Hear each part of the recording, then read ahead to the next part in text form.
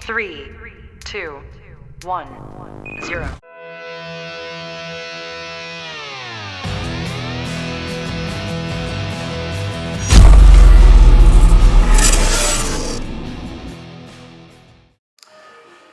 Good morning, everybody. No matter where you are in the United States of America, I know it is the morning. It's the morning on the East Coast, late morning, mid to late morning. It's the morning on the West Coast, around 7 o'clock in the morning. East Coast is 10 o'clock. Midwest, you're somewhere in between. It's a beautiful morning in my double secret location, somewhere in the continental United States. I have allowed you to eliminate Hawaii and Alaska because I could never live in either of those states for a multitude of reasons. But it's a beautiful day here. I hope it's a beautiful day wherever you are tuning into the Ledger Report. GrahamLedger411@gmail.com, GrahamLedger411@gmail.com. And please, if you can go to YouTube, hold your nose and go to YouTube and chat at me. This is the whole point of going live on this program instead of just recording like I've always done historically since I left the studio and do it in a semi-professional setting in my house. It's always been recorded, but the point is to have the live interaction. So I threw a lot of questions out there. Why did Chuck Schumer cave? Did you think about that? I mean, that's not something to gloss over. These are the kinds of things that I think about late at night. Why did Chuck Schumer cave on the budget? That is not like Chuck Schumer. We know Chuck Schumer. I'll get into that in a minute. Are the executive orders enough? I mean, they're great to see, but are they enough to move the needle permanently in Washington, D.C.? And I would argue they're not, and I'll get into that in just a minute. But you know, there is a ray of hope that Superman Donald Trump is not alone in this. There are some rays of hope that Congress is finally trying to catch up with the President of the United States and what he's doing. And I think that it's very astute of the White House to do what they did last week, Week 9 wrap-up. And I condensed this down. There's probably 36 line items that the White House listed of what transpired in Week 9, and I just want to read a few because it's a spine-tingling list for 9 weeks in. Number one is egg prices. Wholesale egg prices dropped for the third straight week, down more than 50% since Trump took office. The nationwide average for gas declined for the fourth straight week. I know where I am in a free state, not in a blue state, in a free state. We're pumping regular somewhere around $2.75 a gallon, and it's dropping. How do you like that, California? President Trump invoked the Alien Enemies Act to deport brutal gang members from El Salvador. Now, I want to mention something here. It's interesting. I think like the mainstream media, because I'm a recovering member of the mainstream media. It's a 12-step process. I'm on step number 11 and a half. I'm pretty good. I've got my chips. For each year, I repudiate being a member of the mainstream media.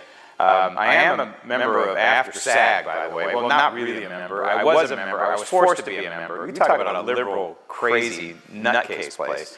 But in any case, I know the mainstream media. I know how my brethren think and operate. So whenever they report the fact that he's using the Alien Enemies Act, they remind you that it was from 1780 whatever, or 1790 whatever. Like that makes any difference. It's not a new, fresh law, so why is he using it? Well, he's using it because it is a law, and because he is the President of the United States, and he has inherent power to enforce the law. That's exactly the job of the chief executive, and the way the framers of the Constitution set it up is for the chief executive to execute the laws passed by Congress. Well, the Alien Enemies Act was passed by Congress. Nobody took it off the books. I am here to tell you that I think that's what Congress ought to be doing every day. I think Speaker Johnson should grow a spine and say, we're going to eliminate a law every day that Donald Trump is in office. How about that? I mean, you can't tell me there aren't laws you can't. I mean, just something as simple. If you want to get something as simple as a budget that was passed in 1964, eliminate it. Why is it still on the books? But contained many times within those budgets are these poison pills that have polluted our landscape with Marxist doctrine that have now woven its way into the federal government, and that's what DOGE is ferreting out right now. Federal Bureau of Investigation, the FBI, captured a key senior leader of the brutal MS-13 gang. Customs and Border Protection awarded the first border wall construction contract of President Trump's second term. Now, that's a big deal. That's a big deal because I believe, I hope, I pray to God, I knock on granite, that by the time Donald Trump is done office, every inch of the border that is available to put wall or fencing up will be protected by wall or fencing. You know, there's a lot of portion of the border where you don't need a wall. You have mountains, you know, like between San Diego and El Centro sector, there's mountains in there, and there's rattlesnakes, and there's coyotes, and you know, if you want to trek through there, you know, God bless you. If you make it in the United States after trekking through there, I suppose you deserve citizenship. But there are natural barriers, so we don't need fencing all the way across the 1,200-mile border. NVIDIA announced it will invest hundreds of billions of dollars over the next 4 years in the U.S.-based manufacturing operations. Now, that's a big deal. I'm sure you didn't hear that reported in the mainstream media. Johnson & Johnson announced a new $55 billion investment over the next 4 years in U.S.-based manufacturing, research and development, and technology. Now, I don't know if you remember, but during the government shutdown, ostensibly because of COVID, we found out that somewhere in the neighborhood of 80-85% of U.S. Antibiotics are made in China. And when I heard that, I couldn't believe what I was hearing. We cannot let our adversary, number one, be producing our antibiotics, number two, be controlling our antibiotics. That would be the first spigot that would be shut off in a war. And what are we going to do without antibiotics? So hopefully this Johnson & Johnson, I'm not a fan of Johnson & Johnson, but you know, we do have these companies, and if it were me and I was part of the Trump White House, I'd issue an order to Johnson & Johnson or whatever pharmaceuticals to start producing domestic antibiotics. It's a national security thing. It's the same reason why you don't want tractor production, John Deere, overseas. You don't want it in Mexico. You want it on U.S. soil. That is a national security issue. Because if we are ever at war and we have to produce tanks, you're going to have them produced in Mexico or in China? I don't think it's a good idea. A Canadian furniture manufacturer announced it will move production from Canada to the U.S. Oh, not going to be reported in the mainstream media now, is it? So this is the result of the pressure from the tariffs. And by the way, tariffs can be removed like that.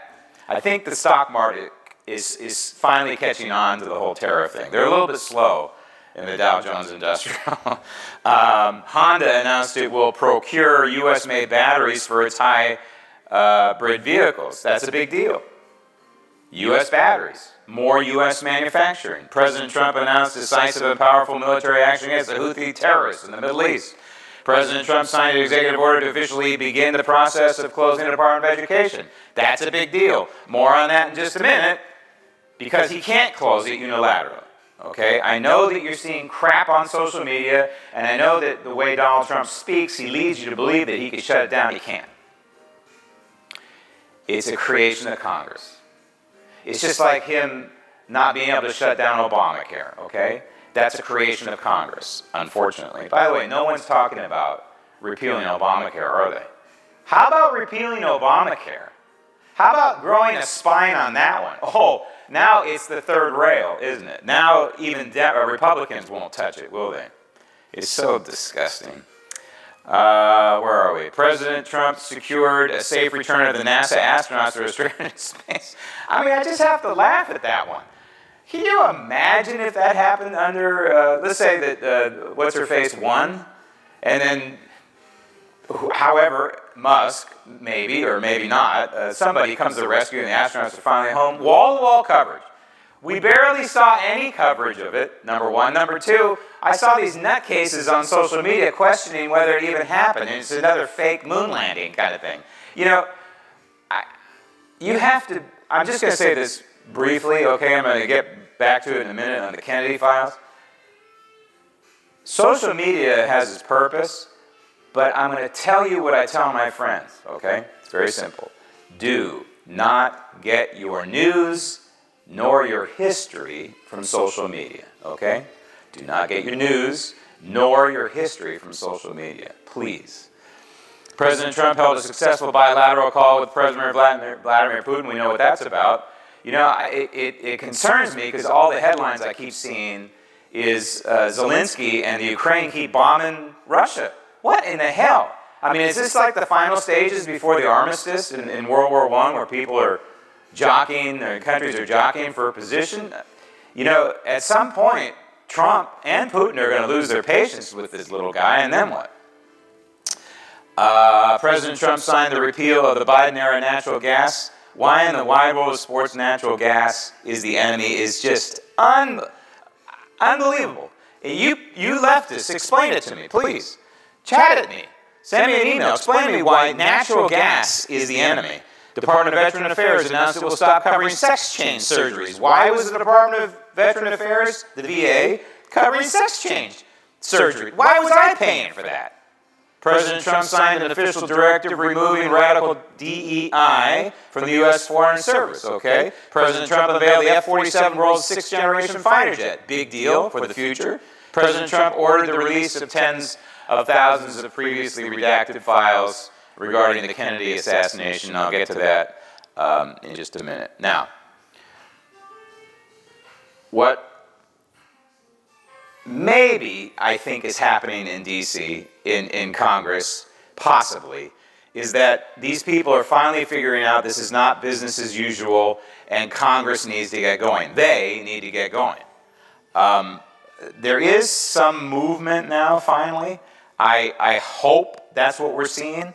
I hope we're not just seeing a fan dance, but it seems like Congress is finally catching on to what I've been harping on now since Donald Trump took office, and that is Congress has got to get its act in gear. DOGE and Elon Musk and his team have only 100. Did you know that? He's got 100 people. He wants to expand it to 200 because he's got so much stuff to do. But this is the way entrepreneurs think.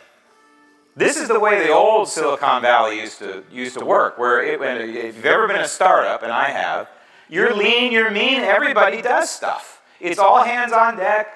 You eat through you work through your lunch, you work into the night, you work on weekends, you work when you need to. It's completely opposite, of course, the way the federal government thinks.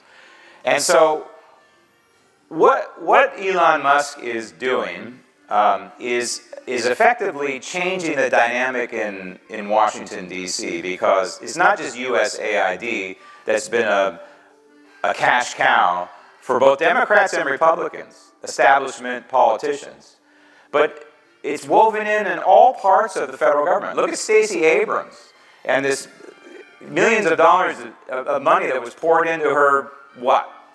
I don't even know. But she, if this is a nefarious activity, it sure walks like a duck and sounds like a duck, she would be a very good target to go after by the Department of Justice, to hold that person accountable. Because she is symbolic and emblematic of the corruption and the way the Democrat Party has swung in a radical and DEI direction. I think she would be a wonderful target. If Pam Bondi, which so far, I haven't been terribly impressed with the way Pam Bondi has been operating. You know, allowing the Epstein files in the end is probably not going to be a game changer. You know, even if we had our hands on them immediately when Trump took office, which I don't know why we haven't. Why is she allowing the Southern District of New York, that's the enemy, why is she allowing them to go through the paperwork and redact anything? I would have been down there with the FBI the minute you found out that you didn't have all the files, Pam. I would have been down there with my guys and said, here's the warrant, and I would have gotten a warrant just to make it official. This is your own people, right? But just in case, right? These people don't think right. So you go to a judge and you get a warrant if you need it, which you shouldn't, because this is internal documents. This is evidence. Anyway, so you go down there and you say, hey, hand it over. Don't let them redact it. Are you out of your mind? What are you thinking? Yes, you can redact what you need to, I suppose, the victims, underage victims. Maybe, I would imagine they're all overage now, and maybe you don't need to. I don't know, it's an ethical thing. I don't know, I haven't really thought it through. But the bottom line is, let's say you redact all the victims' names. That's all you need to do. That's the most you need to redact. Everything else, names, addresses, incidents, dates, methods, even if there's some undercover agents involved, you could argue if they're still undercover, protect them, but very, very little should be redacted here. So how do we know that these people in the Southern District of New York are redacting what they need to redact and not destroying other pieces of evidence here? I mean, this is just stupid. I'm sorry, but I'm not impressed with Pam, but it would be nice if she would hold these people that DOGE is exposing. See, this leads me to Chuck Schumer, and I'll get to Chuck in a minute. I smell a rat with Chuck Schumer. I think there's something going on here that's bigger than we realize, because DOGE is exposing and dismantling the power structure in Washington, D.C. Let's say it's 60, 70% Democrat dominated and 30 or 40% Republican.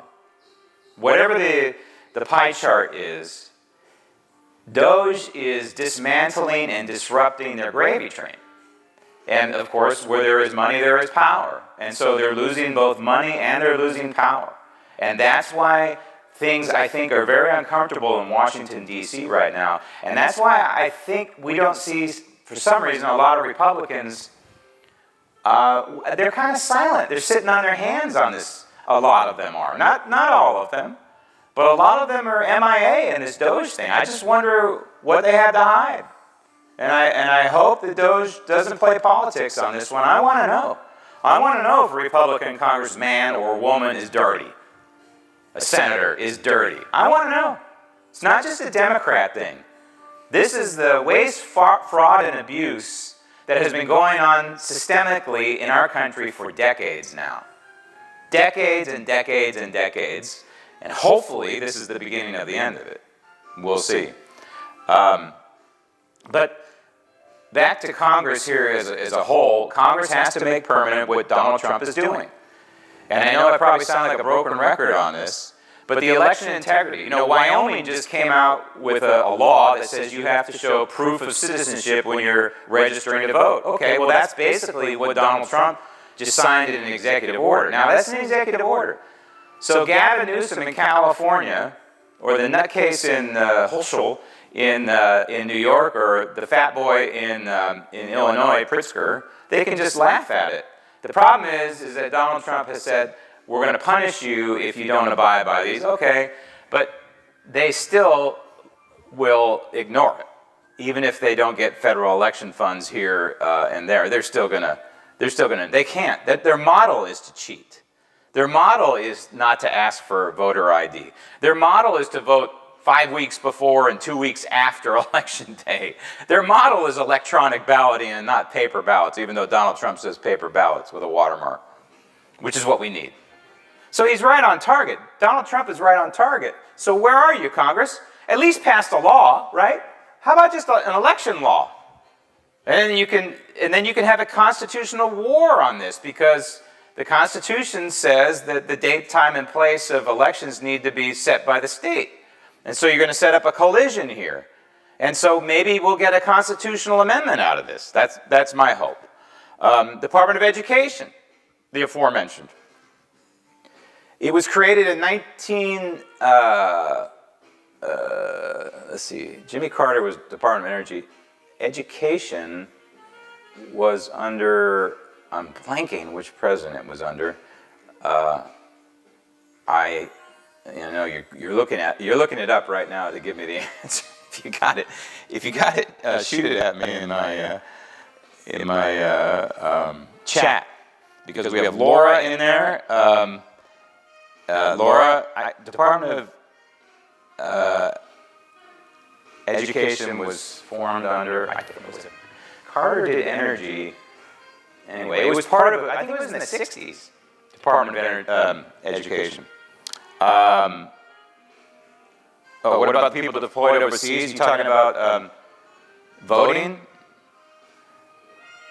Are you talking about, if you're talking about voting, people deployed overseas, by the way, no mail-in ballots. If you want to do a mail-in ballot, you have to have it notarized. Well, you just notarize all the ballots overseas, okay? It's that simple. If that's what you're asking, I think you are. Carter did education and, I'll take your word for it, Laura. Carter did education and energy. What a wonderful pair. Okay, but it was formed through an act of Congress. That's my point, okay? And so if it's an act of Congress, Donald Trump cannot, by executive order, wipe it out. So we have members of Congress now, if you look out there, they're falling in line. And I'm seeing now that, you know, one member of Congress wants to codify it in a law to eliminate the Department of Education. Okay, that's a good start. Now let's do energy, EPA, and the whole 9 yards. Come on. This is where Congress has to get in gear and realize it's not business as usual. At least we can't treat it like business as usual. And, you know, ladies and gentlemen, we only have, I don't even know if we have a year left of this. Because what happens in the midterm if one of the bodies of Congress flips? Then what are you going to do? Then it's all for naught. Then it's just like 2017, 2018 again. And by the way, here's another thing Congress should be doing. Again, Donald Trump wants to eliminate 10 regulations for every new one. Okay, so why doesn't Johnson come out and do that?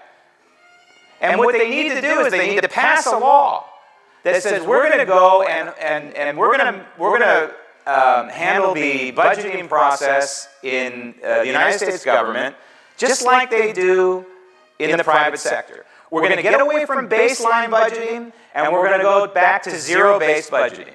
Just for a quick review, baseline budgeting is in Washington, D.C., if a budget was $5 billion last year, then you're going to start from there and then you build higher. You only go higher in Washington, D.C., so next year your budget is going to be $6 billion.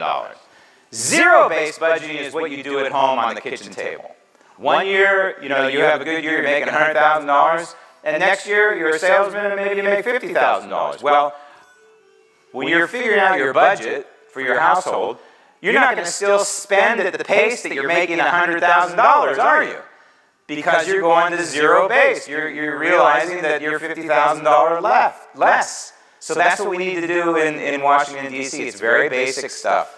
Very basic economics, very basic accounting. That's what we need to do, and they could easily pass a law. Okay, so why did Chuck Schumer cave? Back to the DOGE. I don't have any proof of this, but I know Chuck Schumer, and I've studied Chuck Schumer for a lot of years. And that guy will go down with the ship, the Marxist ship. It is not like Chuck Schumer to suddenly say, you know what, I'm going to vote in favor of a bill that Donald Trump wants. And his excuse that he gave, which is why AOC is going crazy, and why these other radical members are going crazy, the excuse he gave didn't make any sense. That for somehow, some way, that if he didn't support it, it was going to be worse. That's not like Chuck Schumer. He doesn't care. Because he has an agenda, and the agenda is a radical Marxist agenda, and he doesn't care. So what if DOGE in this process is already exposing dirt on people like Chuck Schumer? Where's Nancy Pelosi? Nancy's been awfully quiet lately, hasn't she? Why? You ever wonder about that? Why did Chuck Schumer vote in favor of a bill that Donald Trump wanted that doesn't make any sense? Why is Nancy Pelosi so quiet? Do you think that possibly the White House, the Republican Party, is building little dossiers on every member of Congress, Democrat and Republican alike, and then saying to people like Chuck Schumer, hey Chuck, we got dirt on you that would lead to an indictment, and you're going to end up just like your buddy Menendez, unless you support Donald Trump's bill here, right now. Now, Chuck, we'll let you act like Chuck Schumer of normal, okay, and you can go rail and do whatever, but in the end, we're going to call on you to vote for certain things. What if that's what's going on here? And wouldn't that be a glorious thing? A little anvil held over the head of both Democrat and Republican alike. And I have no proof of this, none whatsoever. But I also know that people are creatures of habit. And Chuck Schumer hates Donald Trump. There's no way he would support anything that Donald Trump does. Something to think about. The activist judges, 62% of all injunctions in the past 100 years went against Trump. Think about that. In the past 100 years of all the presidents, how many presidents? I don't know, 30? 30 presidents or so in the last 100 years. 62% of all the injunctions handed down by federal judges have gone against Donald Trump. So it shows you the MO of the radical left. They're using the courts to effectively bypass the will of the people. 1/3 of all D.C. court judges are not U.S. born. Now, I'm sorry, but I have a problem with that, because their roots reside south of the border, or in Europe, or wherever in the hell they're from. I think judges need to have the same litmus test as candidates for president of the United States. You got to be natural born, because otherwise there's something in your DNA that may be not right. And you shouldn't have all this power to do what these radical justices are doing. But when you look at this, remember, it's not just checks and balances that the framers of the Constitution wanted. It's also separation of powers. In other words, the president can't tell Congress what to do. The Congress can't tell the president what to do. The Congress can't tell the courts what to do. However, the Supreme Court, that is, the inferior courts, Congress has total control over. And more on that in just a second. Okay? So the courts can't tell the president what to do, and the president can't tell the courts what to do. So it's not just checks and balances, one checking the other. It's also separation of powers. And in the Federalist Papers, James Madison, who wrote a lot of them, with Alexander Hamilton, wrote this: the accumulation of all powers, legislative, executive, and judiciary, in the same hands, whether of one, a few, or many, may justly be pronounced the very definition of tyranny. So, if a single federal court, inferior federal court judge issues a stay, a ruling that affects all of the United States, that makes no sense whatsoever. That's defining what James Madison is talking about here. That is tyranny. A single federal court judge can't undo the will of the people, but that's what we're seeing time and time and time and time and time again with these federal judges. And so, you know, yours truly has been out there pleading with Congress to get off their rear ends and do something about this. I have a plan. It's a loose plan, but I think it's doable. My plan is to have these expedited courts set up. The Congress could pass expedited courts like that. Donald Trump would sign it. Expedited courts that will pull cases and say, okay, I'll take this case, I'll take this case, we'll adjudicate it in 24 hours, boom, here's the decision, Judge Judy. Right? A quick one. And, you know, ostensibly, the judges will be conservative, constitutionalists, originalists, just like Clarence Thomas. Well, I have all these little Clarence Thomas judges all over the place saying, no, you leftists, you're wrong, go away. And there's only one place to appeal it if you appeal that decision, and that's to the Supreme Court. Meantime, that decision holds. Okay, we're not getting that, but we are getting close. Speaker Johnson's now nibbling around the edges when he said, you know, the Congress has control over the federal courts, the lower courts, so we can defund them or we can take their jurisdiction away. No kidding! It's about time, Speaker Johnson. Daryl Ice's got a bill out there. He's talking about somehow removing, I guess maybe possibly nationwide jurisdiction from these judges. Yeah, but they shouldn't have nationwide jurisdiction. They're district court judges in certain districts. And they fall under certain appellate courts. So at the very worst, it should be limited to the district they're in. Hello? Congress, please, get on the ball. All right. I'm going to wrap things up here by just briefly mentioning the Kennedy files. Again, as I said at the onset, please don't get your history from social media. There are people who mean well, and then there are people out there who don't mean well, who want to rewrite history. I mean, the latest nonsense I'm hearing is Jackie Kennedy shot JFK. And then I just heard one the other day that the limo driver shot JFK. Are you people, I mean, really, don't even entertain this crap. If you see posts like that on Twitter or X, any social media, you should delete that follower. Okay? You shouldn't be following that person. That person is either insane or a liar, or both. That's not what happened. I have studied the JFK assassination, okay? I'm not the definitive authority, but I've read the definitive authorities, studying it. I've watched the films, I've watched the documentaries, I've read the books. Gerald Posner was on my program several times. He's the definitive author of the assassination of JFK. If you want to read a book, and so you understand why it was Lee Harvey Oswald and Lee Harvey Oswald alone, then read the book, Gerald Posner, Case Closed. And it is 800 pages of case closed. He builds the case. He's not even building a case. He's just reporting the facts about Lee Harvey and what he did, why he went to the Soviet Union, and what he did after being in the United States Marine Corps, and how he thought, and why he went to Mexico City.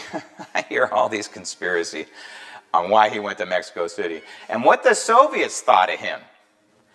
You know, I saw this, people focusing on, well, the Soviets said he was a bad shot. Well, the Soviets didn't want anything to do with Lee Harvey Oswald. At one point, they thought he was maybe a double agent, you know, wanting to defect. They didn't even want him in Russia. They didn't want him in the Soviet Union because he was a lunatic. Because he's one of these people that we all know in our lives that have visions of grandeur. That I'm better than this and I want to make a name for myself. It's why he stood on the streets of New Orleans. Remember, the whole Oliver Stone thing, you know, remember they focused in the movie on him in New Orleans? Well, he was handing out pro-Cuba literature on the you know, in the French Quarter. He wasn't there for any other nefarious conspiracy reasons like Oliver Stone wants you to believe. Don't get your news from Oliver Stone either. That movie, when it came out, I'll never forget, when I saw that, I was mortified. Because I walked out of the theater back then, and I remember saying to myself, people are actually going to believe there was a conspiracy now. And lo and behold, here we are, several decades later, thanks to Oliver Stone, all these people believe what was in that movie, which was utter nonsense. Utter nonsense. I mean, Oliver Stone wove some facts with a ton of fiction, okay?